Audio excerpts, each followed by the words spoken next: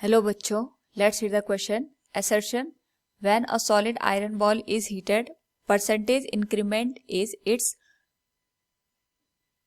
volume is largest. Reason: coefficient of superficial expansion is twice that of the linear expansion, whereas coefficient of volume expansion is 3 times of the linear expansion. First, if both assertion and reason are true and reason is the correct explanation of the assertion. Second, if both assertion and reason are true but the reason is not the correct explanation of the assertion. Third, if assertion is true but reason is false. Fourth, if both assertion and reason are false. Now to answer this question, first we will discuss here the key concept, and here the key concept is thermal expansion. Now यहाँ पे अगर हम बात करें thermal expansion की, due to the change in temperature हमारे पास यहाँ पे जो हीट प्रोड्यूस होती है उस पर्टिकुलर केस में due to the change in temperature and the heat हमारे पास जो ऑब्जेक्ट गिवन होता है उसकी जो डायमेंशन होती है वो लेंथ वाइज, एरिया वाइज और वॉल्यूम वाइज यहाँ पे एक्सटेंड हो जाती है.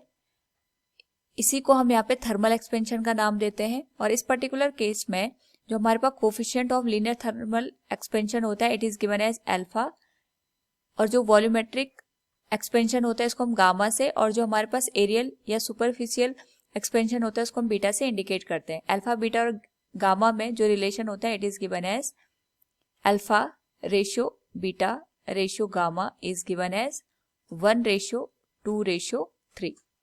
नाउ इसी कॉन्सेप्ट पे we will solve this particular question. First हमारे पास दे रखा है जब हमें किसी सॉलिड आयरन बॉल को हीट अप करते हैं. सपोज हमारे पास आयरन बॉल है, हमने इसको हीट अप किया. हीट अप करने के बाद इसके डायमेंशन चेंज होगी, तो डायमेंशन चेंज होने की वजह से इसका जो वॉल्यूम होगा ये यहाँ पे चेंज होगा.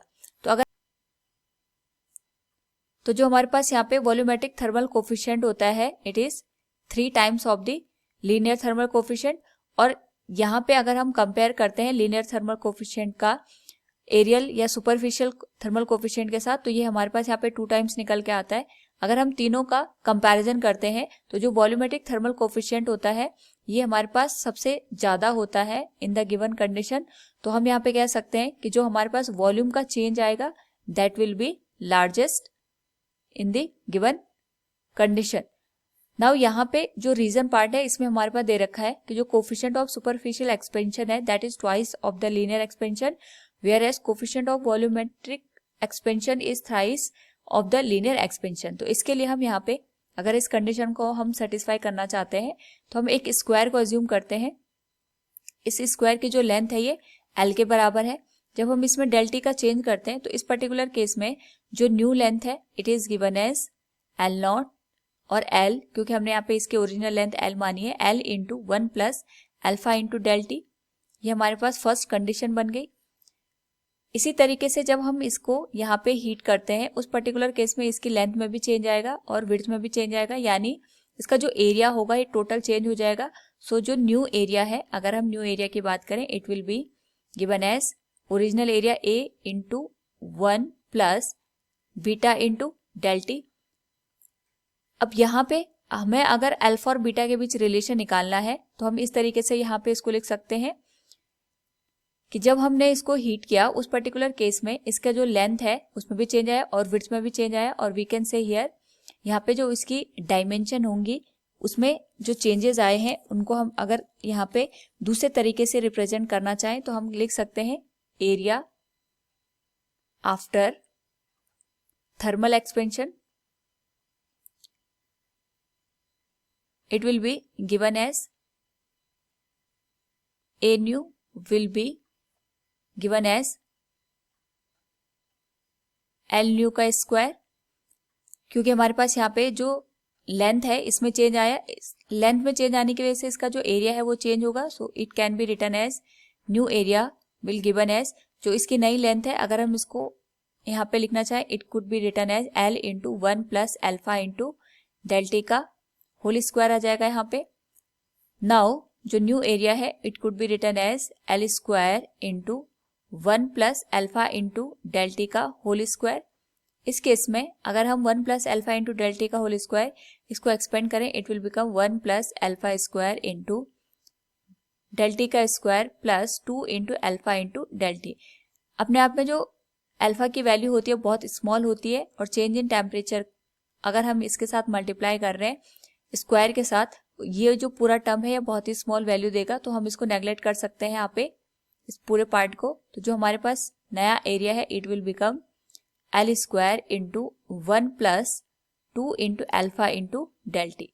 नाउ यहाँ पे अगर हमारे पास एल स्क्वायर को हम रिप्लेस करना चाहें, it is given as the original area of the given sheet, तो हम इसको यहाँ पे ए से लिख सकते हैं। यहाँ पे 1 plus 2 into alpha into del T के साथ ये मल्टीप्लाई हो जाएगा and it will be equal to new area.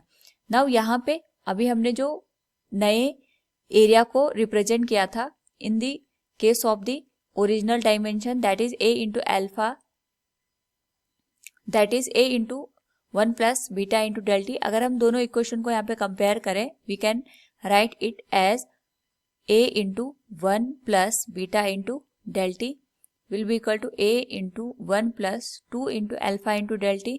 इसे कैंसिल हो जाएगा, यहाँ पे डेल टी से डेल टी कैंसिल हो जाएगा, तो जो बीटा की वैल्यू है it will be 2 times of the alpha.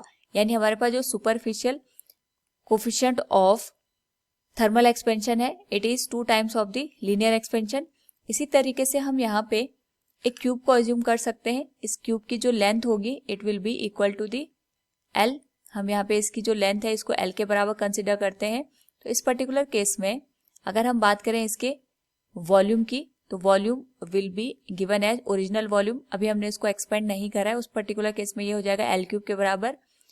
Now यहाँ पे अगर हम न्यू वॉल्यूम की बात करें after the expansion it will become as original volume into 1 plus gamma into del T.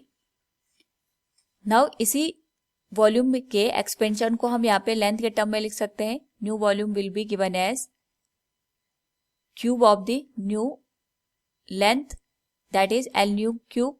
और यहाँ पे जो एल न्यू है यानी नई लेंथ है इसको हम रिप्रेजेंट कर सकते हैं L into 1 plus alpha into del T whole raise to power 3 के साथ। Now it could be written as L cube into 1 plus alpha into del T की पावर 3। यहाँ पर हम a प्लस बी का होल क्यूब अप्लाई कर सकते हैं। It will become 1 plus alpha cube into del T cube plus 3 into alpha into del T plus 3 into alpha square del T का square. ये न्यू वॉल्यूम की value हो जाएगी। एक तो हमने यहाँ पे न्यू वॉल्यूम की वैल्यू ये निकाली है, दूसरा हमारे पास जो न्यू वॉल्यूम है इसको हमने गामा के टर्म में यहाँ पे रिप्रेजेंट किया है। दोनों को अगर हम कंपेयर करें it will become v into 1 plus gamma into del T will be equal to जो एल क्यूब है ये हमारे पास वॉल्यूम के बराबर है, ओरिजिनल वॉल्यूम के बराबर, इसको हम v से रिप्रेजेंट कर सकते हैं। और साथ में जो कोफिशिएंट दे रखा है हमारे पास अल्फा, इसकी वैल्यू खुद में बहुत कम होती है, तो इसकी जो पावर 3 है और पावर 2 है इन दोनों टर्म को हम यहाँ पे नेगलेक्ट कर सकते हैं। It will become 1 plus 3 into alpha into del T. Now यहाँ पे v से v कैंसिल हो जाएगा। कंपेयर करने पे जो अल्फा की वैल्यू है, कंपेयर करने पे जो गामा की वैल्यू है it will become 3 times of the alpha. यानी हमारे पास जो वॉल्यूमेट्रिक एक्सपेंशन है it will become 3 times of the linear expansion. So from the given question हम कह सकते हैं the coefficient of superficial expansion is twice that of the linear expansion whereas coefficient of volumetric expansion is 3 times of the linear expansion. It is also correct one. And हमारे पास जो assertion part दे रखा है कि solid iron ball को heat up करने पे volume में सबसे ज्यादा हमारे पास चेंज देखने को मिलेगा, और इसका जो रीजन है वो यही है कि वॉल्यूमेट्रिक एक्सपेंशन हमारे पास 3 टाइम्स होता है of the linear expansion. So we can say both assertion and reason are true, and reason is a correct explanation of the assertion, that is option first will be the correct one. Hope all you understood it. Thank you and best of luck.